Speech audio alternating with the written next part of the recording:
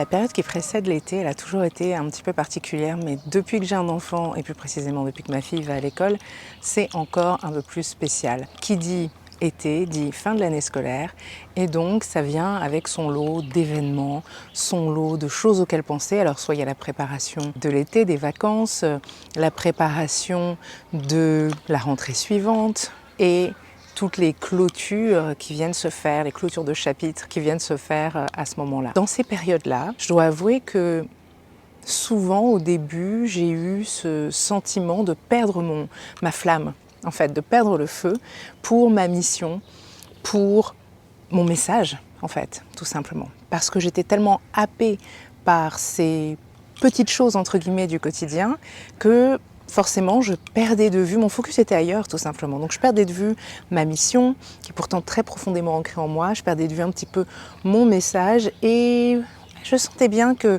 la tête n'y était plus vraiment, le cœur y était plus vraiment et dans le même temps, l'activité doit continuer de tourner en fait. Je ne reste jamais sans solution bien longtemps et qu'est-ce que j'ai fait ? J'ai appliqué mes propres principes et depuis que je fais ça, je sens vraiment une différence. Ce qui se trouve à l'intérieur se reflète à l'extérieur et a un impact sur toute ton expérience. Ne l'oublie jamais. Donc j'avais envie aujourd'hui de partager un petit peu comment je fais pour réactiver la flamme en moi, pour retrouver mon feu intérieur, y compris quand j'ai tellement de choses à gérer de part et d'autre, notamment à cause de ma vie de famille, etc.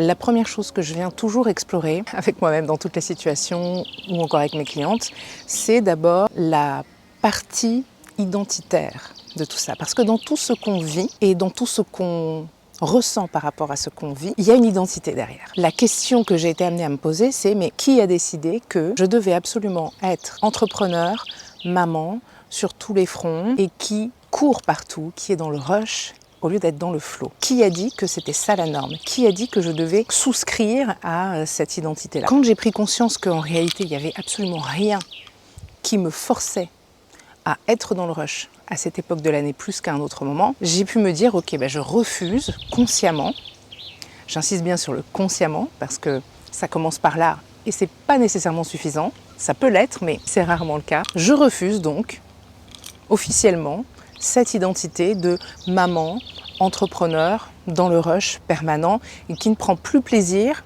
sur le moment en fait. Et qui n'est plus connecté à sa flamme, à sa mission, à sa vision, à son message.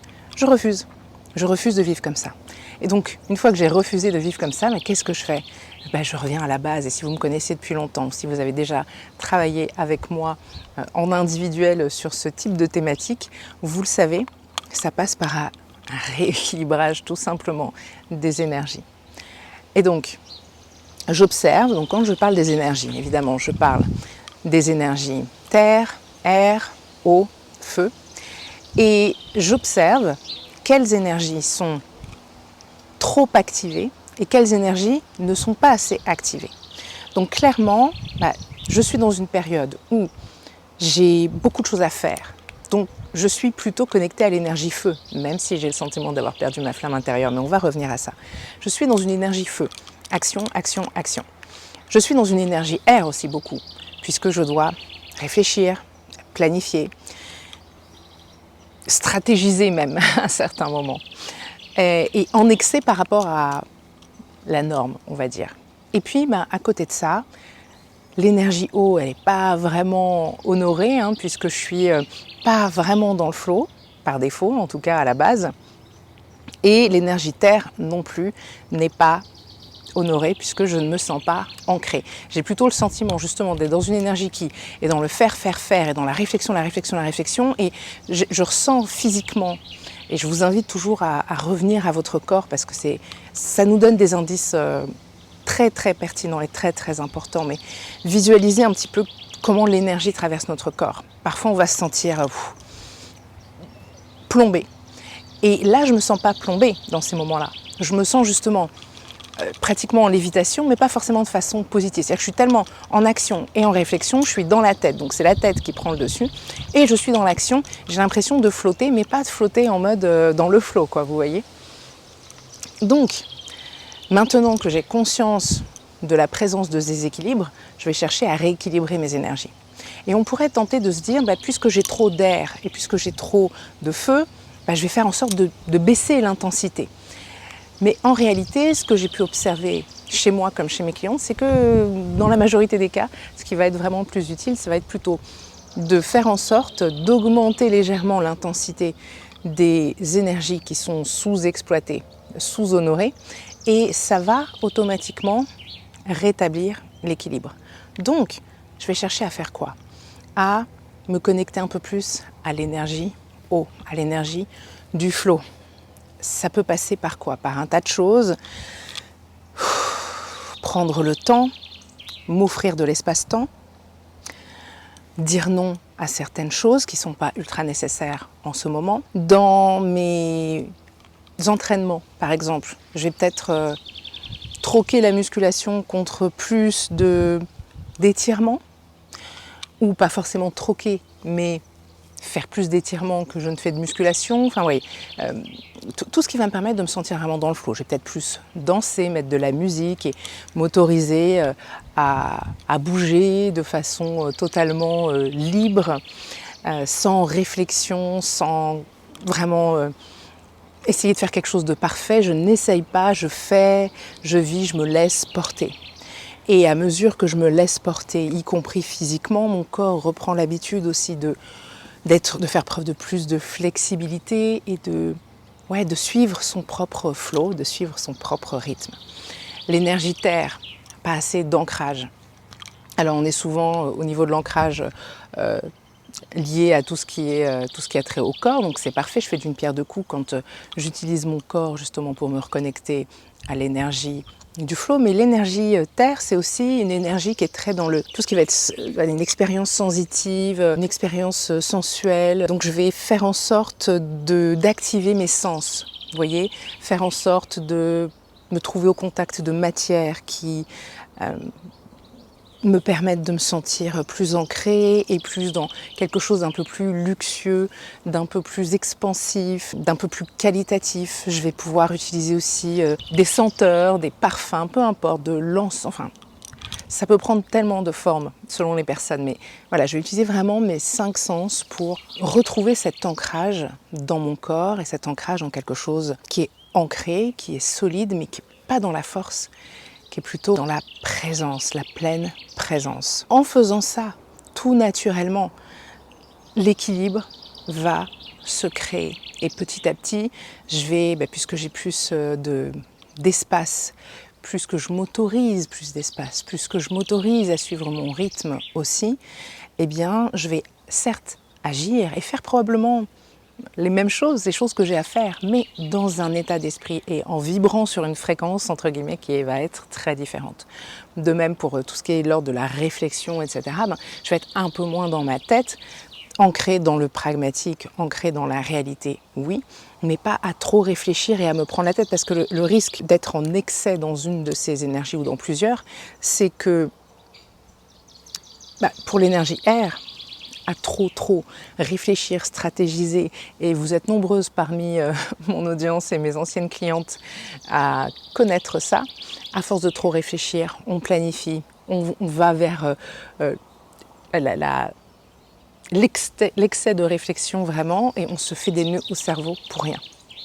Alors que quand on arrive à revenir à quelque chose un peu plus ancré dans l'instant présent, ancré dans la réalité, dans ce qui est là, ici et maintenant, et qu'on ajoute un petit peu de flow, les choses se font naturellement, avec beaucoup de fluidité, beaucoup plus facilement et de façon beaucoup plus agréable. Donc, quand j'ai commencé à mettre ça en place, j'ai pu entrer dans une autre phase où j'ai été amenée à me poser la question. Je reviens sur l'identité du coup, et cette fois-ci, à me demander, mais ok, je vais tâcher aussi d'utiliser ces énergies qui sont surutilisées pour surfer dessus et les utiliser à mon service. Donc l'énergie air, je peux très bien aussi utiliser cette énergie liée à la réflexion, voir loin, planifier, etc. Je peux visualiser aussi à quoi ça va ressembler une fois que je serai de l'autre côté, ou à quoi ça pourrait ressembler cette fin d'année scolaire de façon plus fluide. Je peux visualiser ça plutôt que de planifier quelque chose qui va être très contraignant et qui va m'enfermer. Je peux planifier, visualiser quelque chose de plus expansif et qui me permette de me sentir plus libre. Je peux aussi très bien donc utiliser cette énergie feu pour me reconnecter à la flamme qui brûle en moi. Et là donc je disais, je reviens sur l'identité et je me demande tout bêtement. Et le jour où je me suis dit ça a créé un gros déclic aussi en moi. Je me suis demandé tout simplement, mais si j'incarnais là tout de suite maintenant dans cette situation précise, la version de moi à laquelle j'ai accès à tout moment et que j'ai déjà incarné jusqu'ici. Si j'incarnais cette personne, cette femme puissante qui est connectée à sa flamme intérieure, qui a le feu pour son message, pour sa mission, pour sa vision, est-ce que cette femme-là, elle laisserait des choses du quotidien éteindre sa flamme? Et la réponse est non. Non, parce que la flamme est vivante à partir du moment où moi je décide de la nourrir. Et je peux utiliser cette période de l'année, même si elle comporte son lot de challenges, pour continuer de raviver la flamme, la garder vraiment vibrante et vivante. Parce qu'il n'y a rien au monde qui peut éteindre ma flamme, en réalité. J'ai juste oublié d'en prendre soin, tout simplement. Je vous laisse là-dessus. Je vous invite vraiment à tester une déclinaison de ce que je viens de vous partager, puisque ça c'est quelque chose que je fais pour moi, en tout cas les détails c'est ce que je fais pour moi. Ce que je fais avec mes clientes, c'est adapté à leur vie, à leur style de vie, à qui elles sont, leur personnalité, leurs aspirations. Donc c'est quelque chose de très personnel tout ça. Mais les principes de base sont un peu les mêmes, hein, toujours. L'idée c'est l'identité, équilibrer les énergies et faire de tout ça un style de vie pour se mettre vraiment sur la fréquence du flow et de la présence. Je vous dis à très bientôt pour un prochain épisode.